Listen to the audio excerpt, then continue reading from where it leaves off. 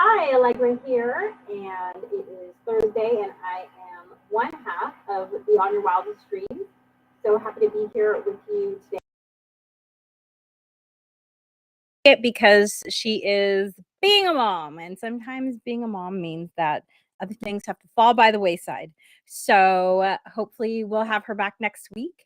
And this week's topic is coming up with a game plan for the holidays. Halloween is right around the corner. Probably there's been talk in your family about costumes and dressing up and trick or treating, and maybe for some of you are putting up ofrendas for Dia de los Muertos, which is right after Halloween. And so it's the beginning of the holiday season, all the different things that are happening at this time of year, no matter what it is that you are celebrating. And so, as a parent, it can often feel like there are so many responsibilities that you have as the person who is making the magic for the holiday season. Sometimes it can feel like you don't actually get to experience the holidays, the magic of the holidays yourself, because you're so busy making them magical for other people. So that's what I'm going to talk about in a little bit, coming up with a game plan. And if you don't know, we actually wrote a book called Rock Your Holidays. And that's basically what I'm going to be talking about today, is the Rock Your Holiday game plan. And my books got pushed back. Here they are. Here's our bouquet of workbooks. So every book is a workbook, and it takes about 45 minutes to an hour to read it. And so Rock Your Holidays is the one, 3 simple steps to having fun while getting things done. So this is all about coming up with a holiday game plan. So I'm going to talk about the basics of it in just a moment. But before I talk about that, we always do some chit chat. And I definitely had some thoughts about things that I wanted to talk about today.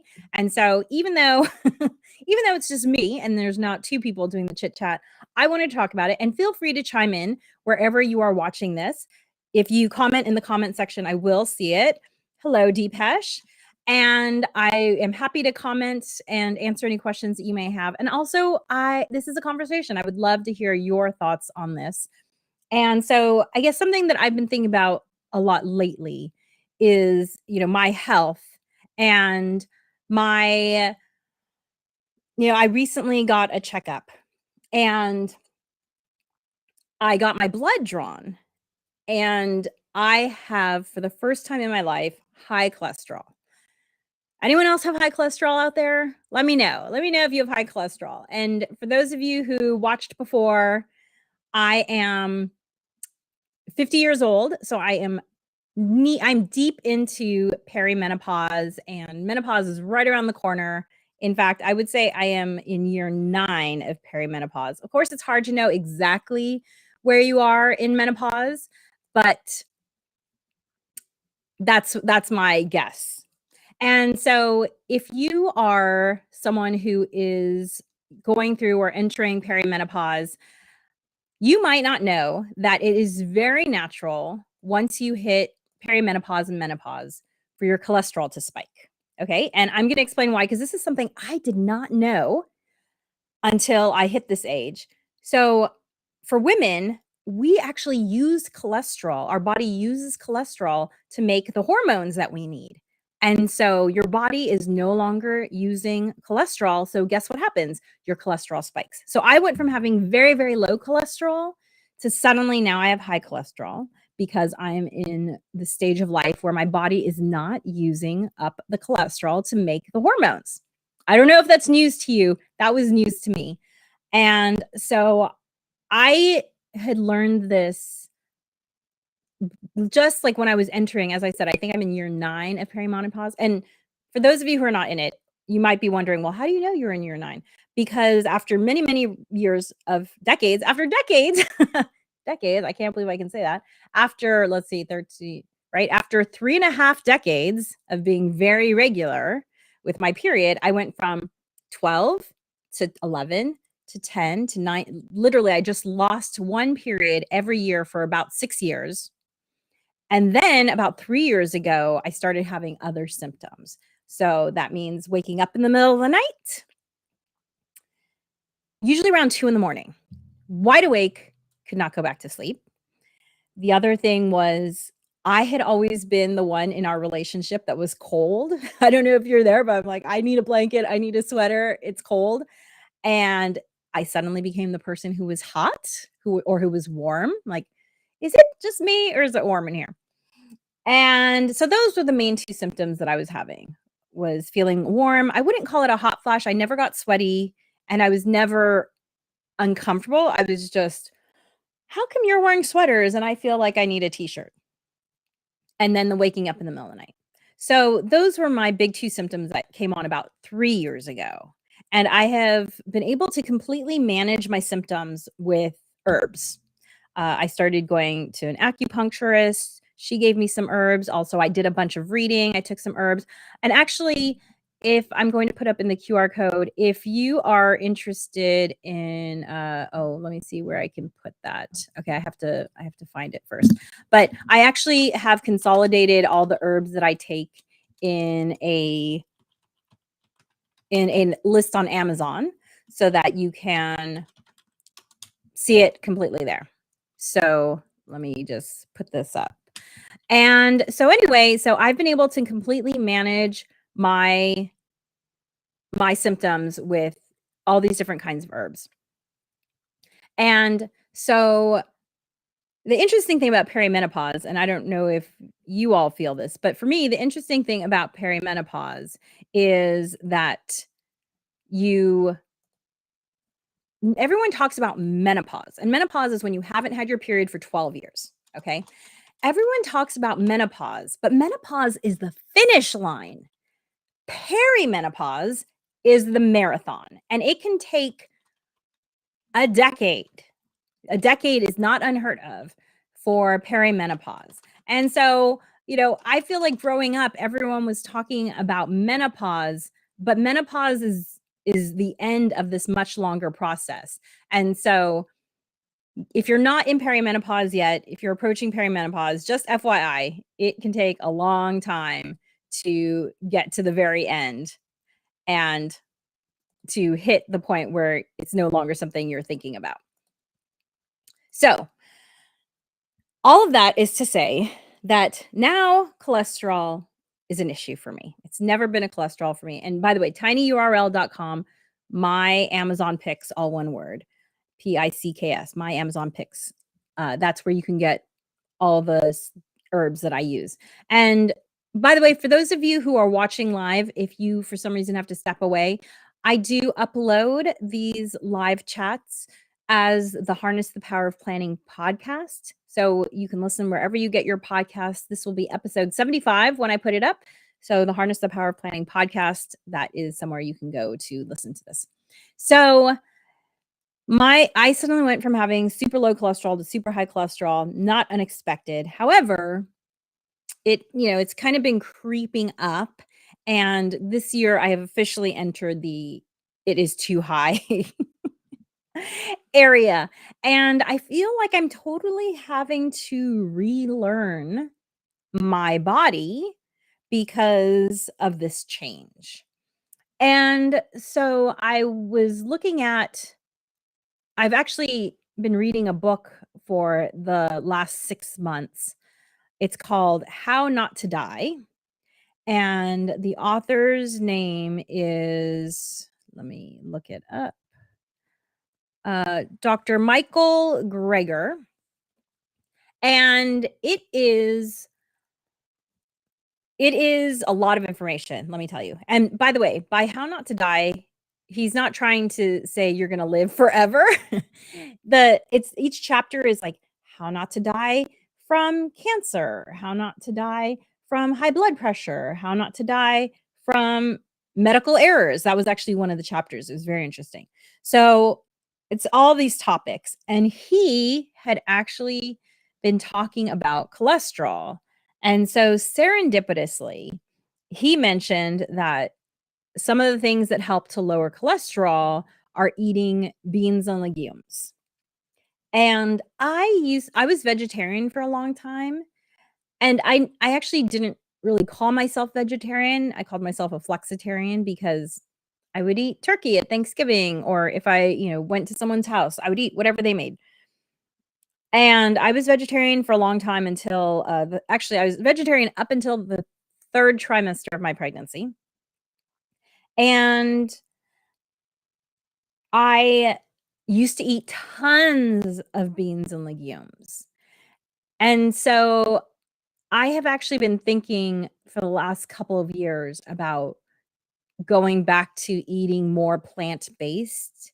And this book, How Not to Die, is very much a proponent of plant-based whole food diet. This doctor actually says that he doesn't like the terms vegetarian and vegan because he feels like the focus then is on what you don't eat rather than what you do eat. And fair enough. I feel like, whole foods, plant-based is a fair way to describe how I used to eat and how I've been thinking I need to start eating again. And so I actually started eating more whole foods plant-based about 2 weeks ago.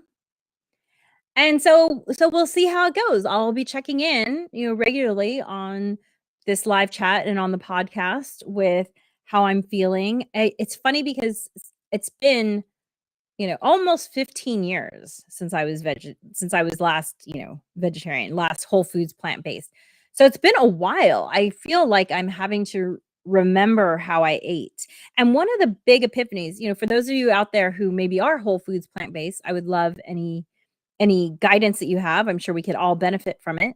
But one of the epiphanies I remember having when I was switching to being whole foods plant-based, 20 some odd years ago, I remember the epiphany I had was I need to think about my main dish might be something that I used to think about as a side dish, because that was the hardest thing for me to wrap my head around is, well, what's going to be my main dish? We're so used to entrees being meat or animal based that wrapping your head around, okay, well, how do I cook food without that entree is a different way of thinking. And so I remember having this epiphany 20 some odd years ago where I said, a side dish can be a main dish. There's no reason it can't be. It's funny, these little rules and barriers we think of that we come up with that we don't even realize we come up with. Like, I didn't even know I had this sort of cultural barrier about, like, well, an entree must be animal based, but clearly I had it because I was having the hardest time saying, well, what are we going to eat for dinner? Breakfast and lunch weren't such a big deal because breakfast is often a smoothie. Sometimes it's a parfait. Sometimes it's, an apple with peanut butter. So that was not hard. And lunch has been a kale salad for most of the last 3 decades. So that hasn't been hard. Although I have added a lot of chicken and eggs over the years. So now I'm just going back to just having the salad and adding some beans or legumes because, as Dr. Michael Greger said, these will help with my cholesterol. So I'm very interested to see where my cholesterol is in a year from now because I'm making this change and I am going to be adding in more foods that can help with cholesterol now that it's an issue. Perimenopause. And I look forward to checking back with you in a year. I'm actually going to try and see if I can get my blood tested sooner than a year because I like to know if these changes are helping or if I need to be more aggressive. However, my husband his cholesterol has also been inching up. And so we're making this change together, which is a lot easier. The challenge is that my child has never eaten quote unquote whole foods plant-based. And so it's a shift for her eating more. She's grown up with beans and legumes, but perhaps not the quantity that we are now going to be eating. So we'll see how this goes and I will check in with you. And if you have any tips, if you want to respond, even after this is no longer live, we see the questions and we'd be happy to respond. And we'd love to learn from you all. So that's what's going on. That's what I'm thinking about. Cholesterol and how to lower it through diet and exercise too to some point, but I feel like I get in a lot of good movement. So I feel like for me, diet is definitely going to play the bigger role in this. So, moving on to our topic, coming up with a game plan for the holidays. So, you know, at Beyond Your Wildest Dreams, we say that planning makes everything better. So often we go into life reacting to what's happening to us. And the challenge with when you're just in reaction mode is that it forces you to focus on things that are urgent but might not be important. Okay, so let me just explain a little bit. We all have things that we want to do that we say that are important, whether it is eating well or exercise or spending time with friends or family or working on that business that you've been thinking about or that book that you've been wanting to write. These are things that are important to you, that affect your quality of life, that are aligned with your values in terms of the kind of life you want to live. However, things are always coming at us. People are asking us for their help, whether it's, the PTA or local neighborhood government and politics, writing letters. I'm on many organizations, so I see all the asks. Maybe you're part of a nonprofit, they have asks. Then there are all the asks that are related professionally. This week, so if you haven't listened to us before, besides BYWD, Natasha and I each have our own separate businesses, and I write speeches and I coach individuals on delivering these speeches. And so this week I had a client who at the last minute needed many more hours from me than they usually use. And this is my business, right? So this person is a good client. So I wanted to accommodate them, but it pushed other things aside. Now, that was the things they pushed aside weren't anything that was more important, if you will. However, we all get these last minute requests. Other people, perhaps they didn't plan appropriately, and now their lack of planning is becoming your emergency. So we've all experienced that push pull of what is urgent, and by urgent, I mean time sensitive, and what is important. And by important, I mean things that are actually going to move the needle in terms of your quality of life. So the holidays are something that come up every year. And, here at BYWD, we want to help you use planning to live the life you want to live. And we really believe that you can have that with planning. And there are some points in our year that repeat themselves over and over again. And especially if you are a mom or a dad, you are going to have to keep your eye on the holiday season, summertime, and then the beginning of the school year, right? Like these are things where you kind of need a game plan to keep your eye on the prize, right? It's like, how do I want my holidays to be? How do I want my summer to be? And how do I want my kid to start their school year? So those are the 3 touch points. A 4th touch point is the beginning of the year, because okay, the holidays are over, and you might be thinking to yourself, "Oh my goodness, what do I want to accomplish for myself this year?" Oh my gosh, Simona, hello. It's so funny. I just saw some people that we know in common. Okay, sorry, just responding to someone who I know is watching. Yes, just saw a bunch of friends from school. Anyway, and we talked about you. We thought about you.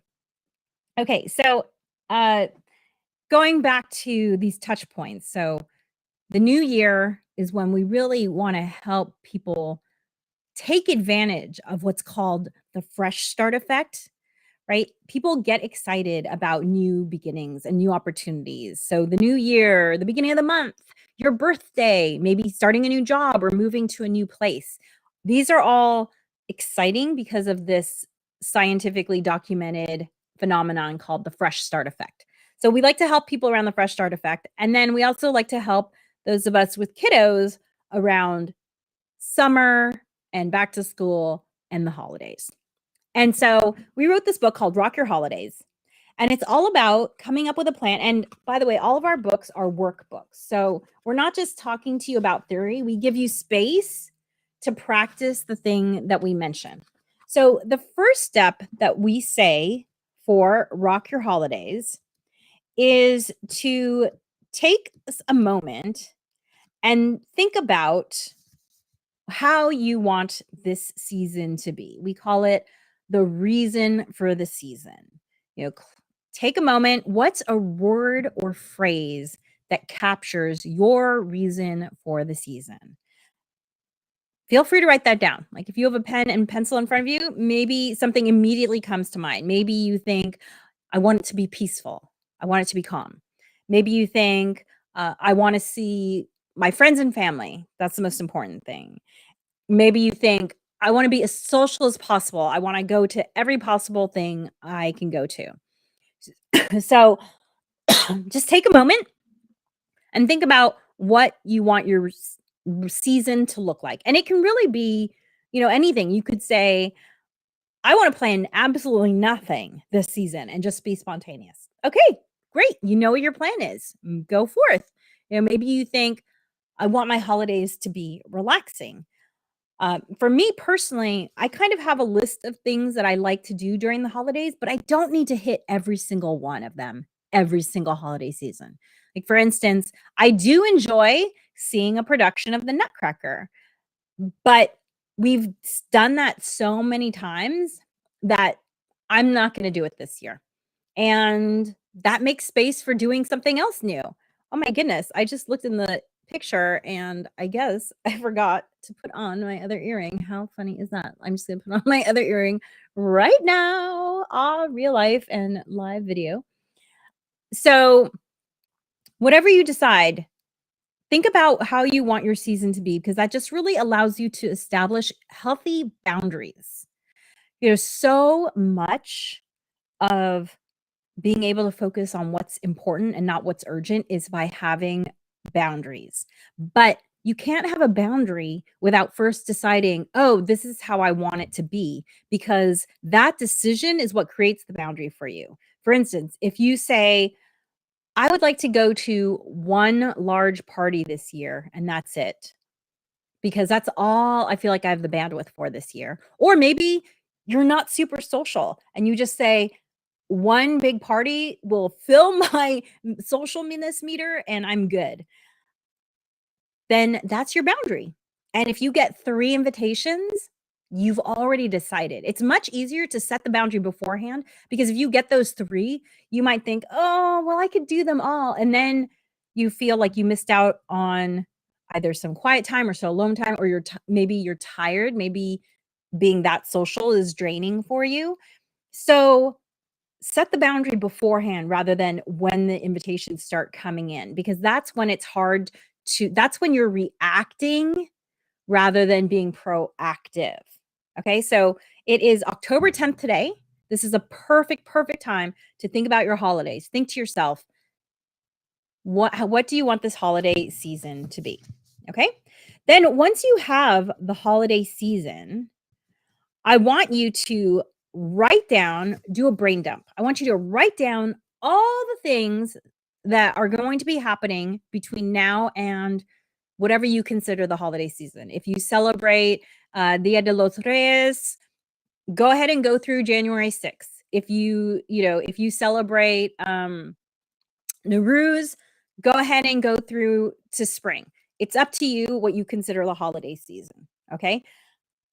I am pretty much a Halloween to New Year's person. My family doesn't celebrate Dia de los Reyes.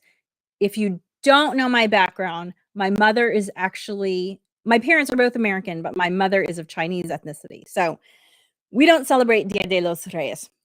It was not actually, I don't think my father celebrated it either. So there you go. So we kind of stop with the new year.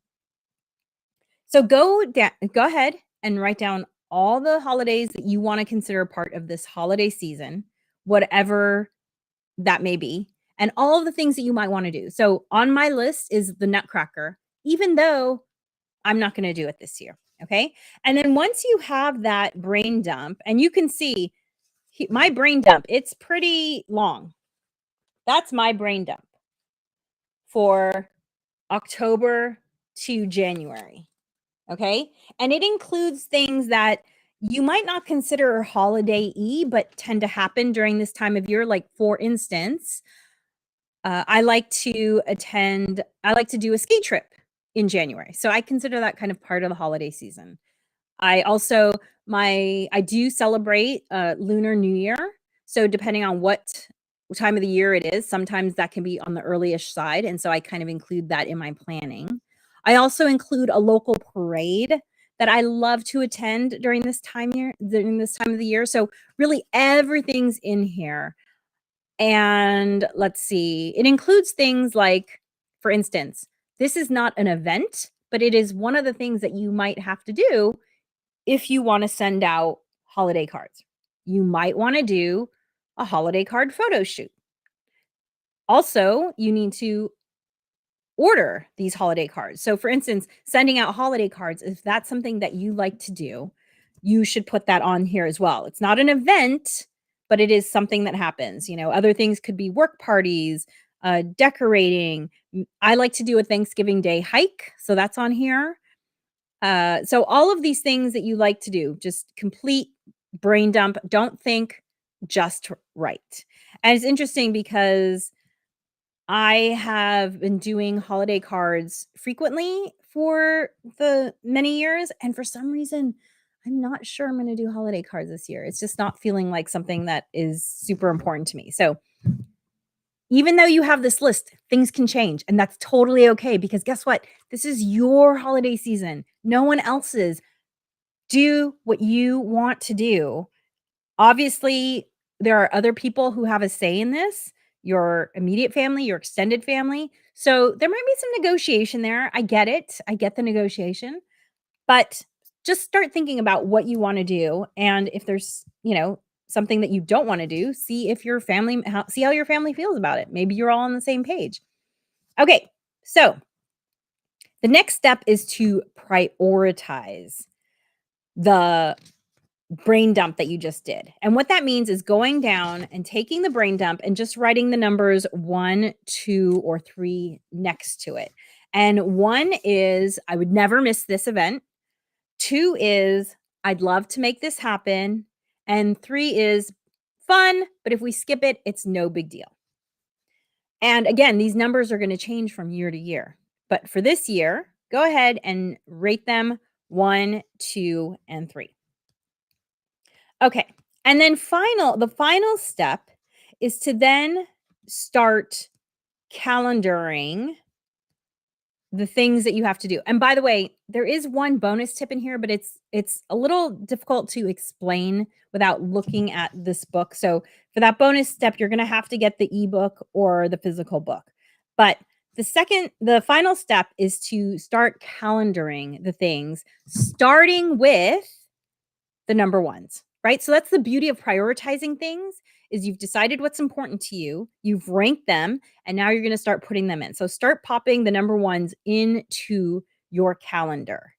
And, start with October, pop those into your calendar. And if you look at your October and you think, wow, this is a lot of things, feel free to do away with one. That's the beauty of planning in advance, is that you get to think to yourself, what's the right mix of things to do? And you get to say, you know what? That's just enough, or that's too much, or actually I have more capacity. I could do a little bit more.